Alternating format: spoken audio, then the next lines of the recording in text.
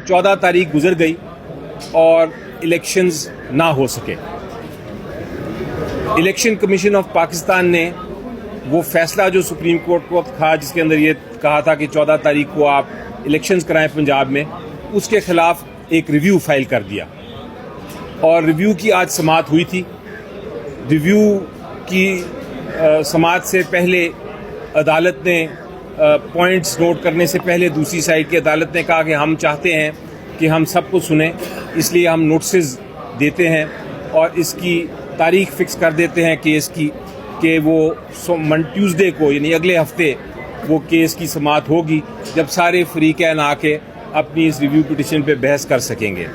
अदालत से दरख्वास्त की थी कि चूँकि आइन का इस वक्त एक तरह से कत्ल हो चुका है, 14 तारीख को इलेक्शन नहीं हुआ तो इसकी तारीख जल्दी फिक्स करें, कल ही इसकी समाअत कर लें। लेकिन चूँकि अदालत मुख्तलिफ केसों में मसरूफ़ है, इसलिए इसकी तारीख ट्यूसडे की ही फिक्स हुई है, अगले हफ्ते की। तो हमें कुछ देर इंतज़ार करना पड़ेगा इस रिव्यू के फ़ैसले का। जहाँ तक ओरिजिनल फ़ैसला है 14 मई वाला, वो चूँकि फ़ैसला इम्प्लीमेंट नहीं हो सका, तो मेरी नज़र में इस वक्त जो केयर टेकर गवर्नमेंट है पंजाब में भी और KPK में भी, वो दोनों गैर आइनी और गैर कानूनी हैं और जो इक़दामात वो कर रहे हैं वो आइन के और कानून के ख़िलाफ़ हैं। इसी तरह मेरी नज़र में जिन जिन शख्सियात ने, जिन जिन लोगों ने अदालत का फ़ैसला 14 मई का नहीं माना, वो उन्होंने तौहीन अदालत भी की है और कंटेम्प्ट भी हो सकता है। बहरहाल अदालत ने ये ज़रूर ऑब्ज़र्व किया, उन्होंने ये कहा कि हम इस केस की समाअत तो सुन रहे हैं, लेकिन इसके साथ साथ आप लोग जो पॉलिटिकल पार्टीज़ हैं उनका फ़र्ज़ है कि वो अपना किरदार भी अदा करें और डायलॉग जो टूटा था उसको भी आगे चलाएं, उसके ऊपर कोई हल तलाश करके हमारे पास आएँ।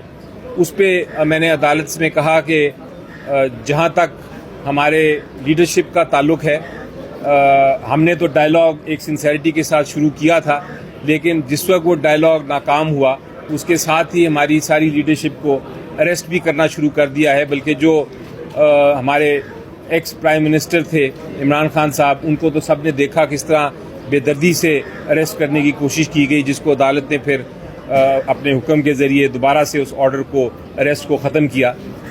उसी तरह जो मेरे साथ मुज़ाकरात कर रहे थे शाह महमूद कुरैशी साहब और फवाद चौधरी साहब, उनको भी अरेस्ट किया हुआ है। दीगर और लीडरशिप को भी अरेस्ट किया हुआ है। सद उमर साहब जो जनरल सेक्रेटरी हैं, उनको भी अरेस्ट किया हुआ है। तो इस माहौल में डायलॉग मुमकिन नहीं है। उस पर फिर अदालत ने अटॉर्नी जनरल साहब को बुला के कहा कि आपकी तरफ से अब हाँ होनी चाहिए, आप पहले ऐसे इक़दामात उठाएं जो एक डायलॉग की सहूलत उसका कर सके, उसको आगे चला सके।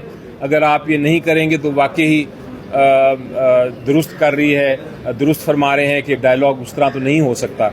बहरहाल उन्होंने ये भी क्लियर कर दिया सुप्रीम कोर्ट ने कि हमारा सियासत से ताल्लुक़ नहीं है, हम डायलॉग की सजेशन तो दे सकते हैं, लेकिन हमने फ़ैसला आइन के तहत ही करना है। मैंने अदालत के सामने चीफ जस्टिस साहब ने जो स्पीच में कहा था वो भी दोहराया, जिसमें स्पीच में उन्होंने कहा था कि आइन को इम्प्लीमेंट करना, आइन की हिफाजत करना हमारी ज़िम्मेदारी है, चॉइस नहीं है, हमारी मर्ज़ी नहीं है, वो हमारी ज़िम्मेदारी है।